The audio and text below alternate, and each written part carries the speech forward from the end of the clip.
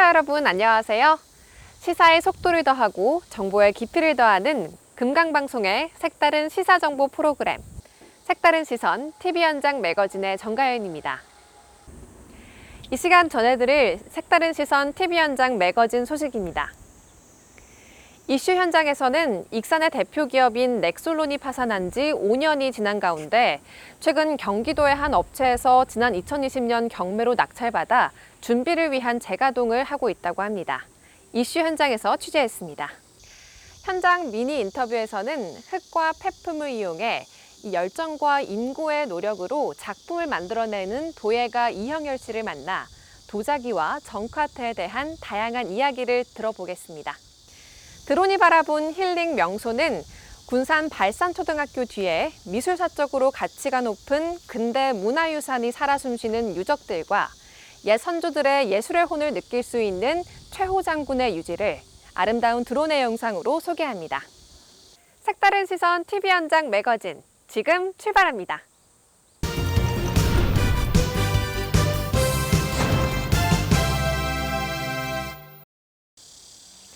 국내 태양광을 생산하는 업체인 익산의 넥솔론은 한때 1000여 명의 직원들이 근무했지만 2007년 파산하게 되면서 직원들은 다른 일자리를 찾아 떠나게 되었고 공장은 5년간 방치되고 있었습니다.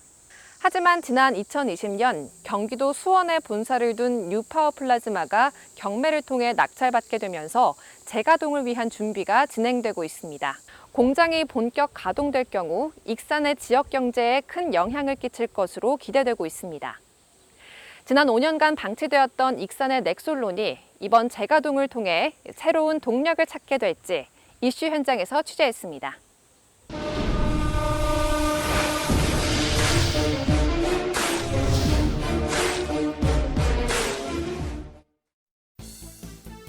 지난 2007년 법인 설립 후 2008년부터 태양광 발전용 웨이퍼를 본격 생산한 익산 넥솔론. 웨이퍼는 원료인 폴리실리콘을 녹여 기둥형 인곳을 만든 후 얇은 판으로 잘라 연결해 만듭니다. 당시 넥솔론은 군산의 대표 기업인 OCI로부터 원료인 폴리실리콘을 납품받아 인곳과 웨이퍼를 생산했습니다. 그 당시만 해도 넥솔론은 태양광이 대체 에너지로 부상하면서 1000여 명에 달하는 직원과 2011년에는 5,800억 원에 달하는 매출을 올렸고 익산의 지역경제 활성화에 기여하는 중견 기업이었습니다. 하지만 중국의 태양광 기업들이 정부의 지원을 받고 저가 공세를 펼치면서 넥솔론은 2011년부터 적자를 견디다 못해 2014년 법정관리를 신청했고 회생 절차에 들어갔지만 구조 조정 등 어려움이 봉착해 2017년 파산에 이르렀습니다. 지역의 대표 기업인 넥솔론이 청산 절차에 들어가면서 직원들은 공장 전체를 인수받아 운영할 수 있는 기업에게 매각해 고용을 승계해 주길 기대했지만 이마저도 쉽지 않았습니다. 특히 정부와 정치권에 걸었던 한 줄기 희망도 빛을 발하지 못했고 그 결과 직원들에게는 해고 통보가 이루어졌으며 결국 넥솔론은 매각 절차에 돌입했습니다. 하지만 매각을 위한 노력에도 불구하고 인수자가 쉽게 나타나지 않아 시장에서 바라보는 기업의 가치는 더욱 낮아지게 되었습니다. 2019년 12월 이 공장의 감정가는 2,829억 원으로 첫 입찰이 진행됐지만 6번의 유찰 끝에 2020년 9월 감정가의 12.5%인 353억 원에 낙찰되었습니다. 익산 넥솔론을 경매로 낙찰받은 회사는 경기도 수원에 본사를 둔 뉴파워 플라즈마, 반도체 생산기계의 핵심 공정인 플라즈마 전문 기업으로 반도체 및 디스플레이 장비와 부품 등을 생산해 삼성전자와 원익, IPS 등에 공급하고 있으며 지난해에는 938억 원의 매출을 올렸습니다. 반도체의 원판인 웨이퍼를 건식 방법으로 세정하는 플라즈마 세정기와 전원장치 장비와 부품을 생산하는 뉴파워 프라즈마는 지난 2009년 수원에 있는 생산 공장을 전북 전주 팔복동 첨단산업단지 안에 있는 부지를 매입해 이전했습니다. 이곳에서 반도체 부품 생산 라인을 구축해 반도체 장비와 LCD 공정용 플라즈마 발생 장치 등을 생산했습니다. 하지만 2022년 8월 현재 뉴파워 프라즈마 전주 지점은 이전하고 빈 부지와 건물만이 남아있는 상황입니다. 넥솔론을 인수한 뉴파워 프라즈마는 그동안 익산 공장의 시설과 장비 등의 매각 절차 진행과 공장 가동을 위해 전주 팔복동에 있는 반도체 관련 생산 시설의 이전을 추진했습니다. 네, 한쪽가 뭐 전체적으로는 아니지만 저희가 들어갈 공간에 대해서는 정리가 됐죠. 지금 저희가 이제 세팅 중에 있습니다. 이사는 다 왔고요. 특히 80여 명에 달하는 전주 공장 인력도 현재 익산 공장으로 출근하고 있어 5년간 멈춰선 익산 넥솔론의 공장 일부가 가동될 것으로 예상됩니다. 인력은 그럼 채용을 했어요? 인력은 전주에서 이제 넘어온 인원들 기존에 전주 공장이 있기 때문에 전체적으로 한 80여 명 정도 있었습니다. 이쪽으로 넘어온 인원하고 앞으로 이제 추가적으로 채용해야 될 부분들도 있고요. 익산 산업단지 공단에 위치한 공장이 가동을 하기 위해서는 대기와 폐수 배출 시설 등을 비롯한 행정 절차가 필요한 상황. 현재 뉴파워 프라즈마는 지난 6월 전라북도에 폐수 배출 시설을 설치 신고했고 현재 완료된 상황입니다. 지금 폐수 배출 시설 설치 신고 들어와서요. 6월 27일 날 수리돼서 등기로 보냈어요. 사업장으로. 네, 완료가 됐어요. 경매로 낙찰받은 지 2년, 파산으로 가동이 멈춰선 지 5년 만에 가동되는 뉴파워 프라즈마 익산 공장은 반도체 장비를 세척하는 식각 장비를 주력으로 생산하게 됩니다. 반도체 장비를 세척하는 식각 장비. 전체 직원이 320여 명인 뉴파워 프라즈마가 본격적으로 가동하기 위해서는 현재 익산 공장의 인력 80명 외에 반도체 생산 기계의 핵심 공정인 플라즈마를 생산하는 추가적인 인력 채용이 이루어질 것으로 보입니다. 그 가동 시기는 어느 정도 예상은 하고는 계세요? 7월 말 정도 지금 보고 있습니다. 그동안 넥솔론 파산으로 침체된 익산 지역 경제를 감안할 때 뉴파워 프라즈마 익산 공장 가동이 익산의 산업구조 변화와 양질의 일자리를 위한 고용 창출로 지역 경제의 활성화에 기여할지 주목됩니다.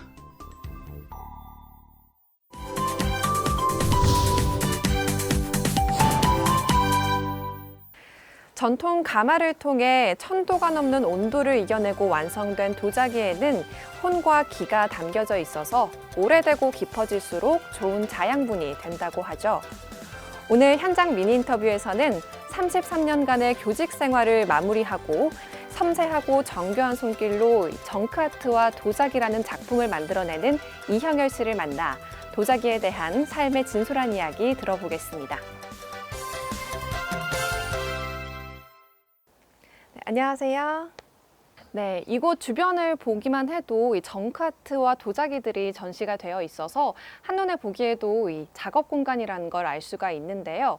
이 도예 활동을 하기 전에는 교직 생활에 몸을 담았다고 들었습니다. 도예 활동을 하기 전에 어떤 일을 하셨는지 알 수 있을까요? 예, 저는 경기도 부천에서 한 10여 년, 부산에서 25년 정도 교직 생활을 초등학교 교사로 근무했습니다.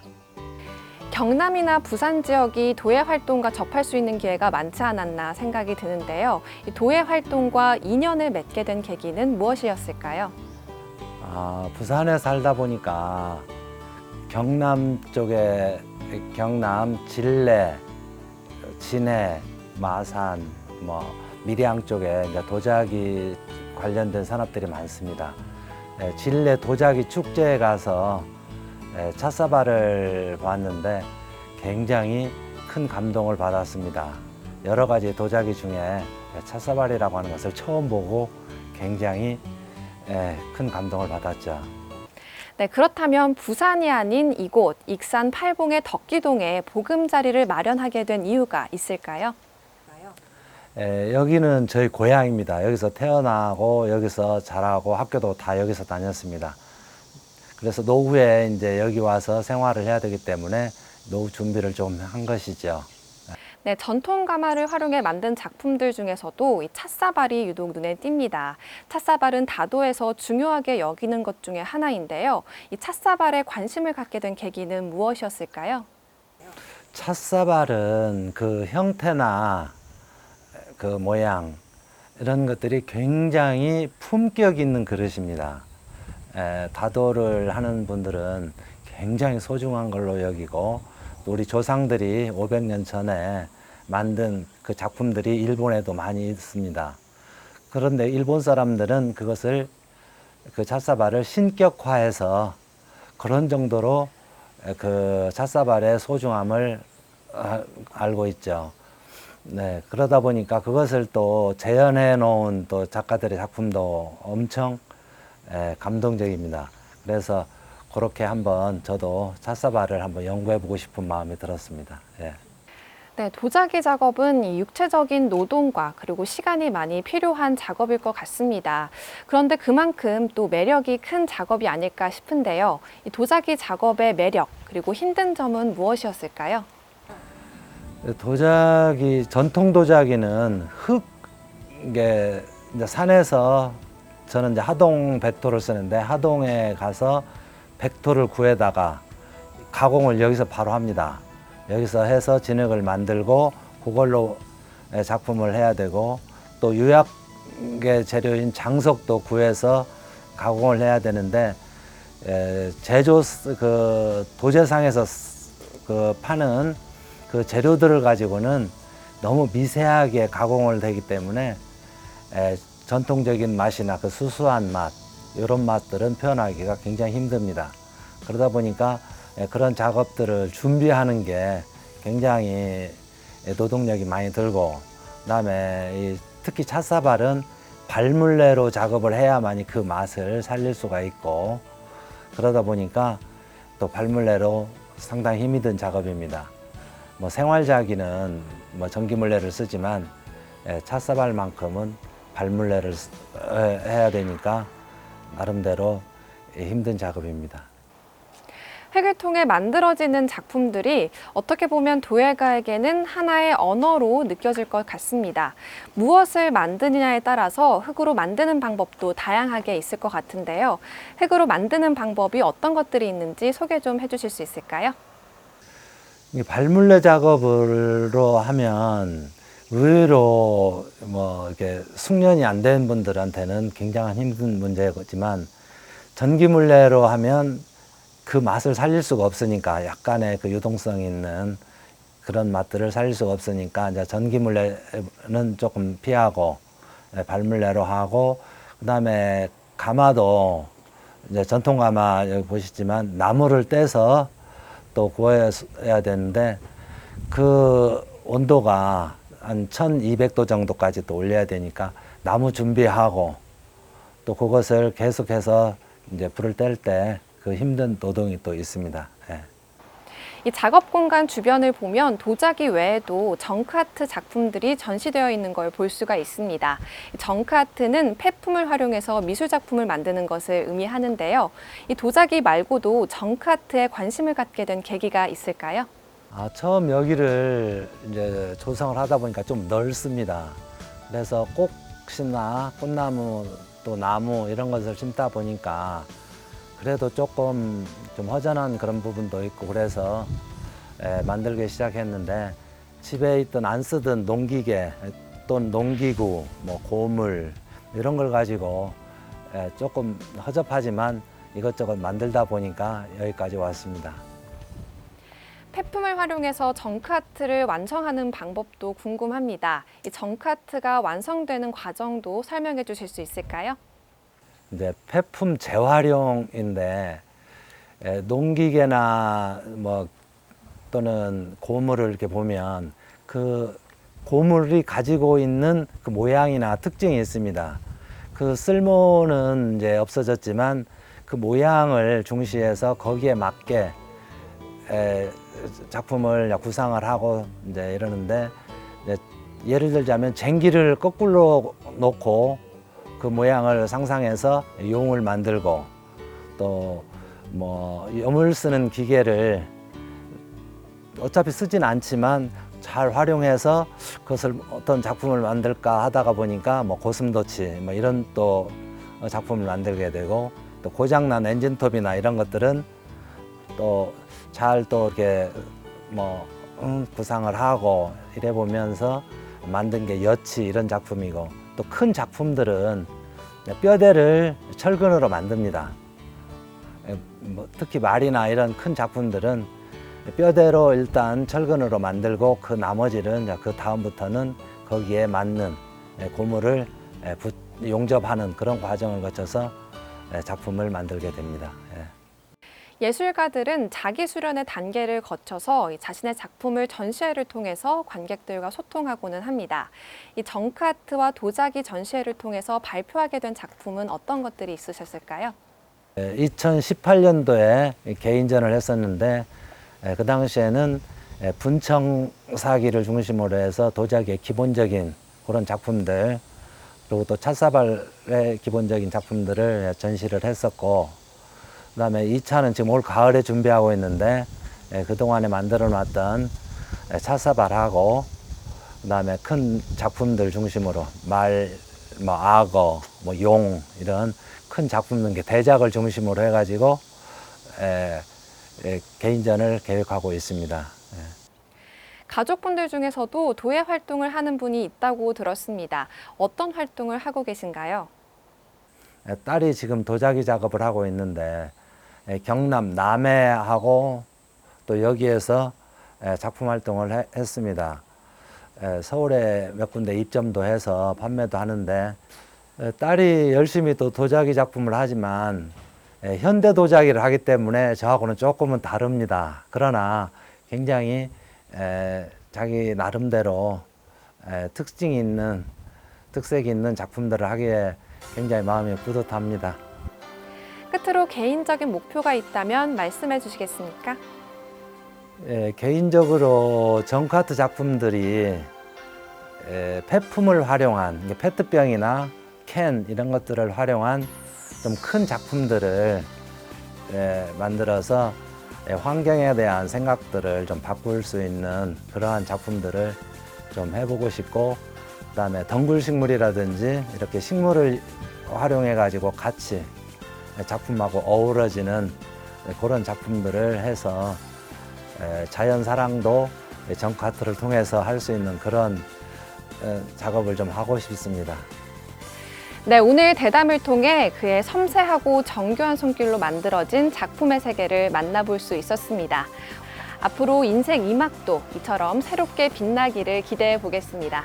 오늘 현장 미니 인터뷰는 마무리하도록 하겠습니다. 좋은 시간 내주셔서 감사합니다.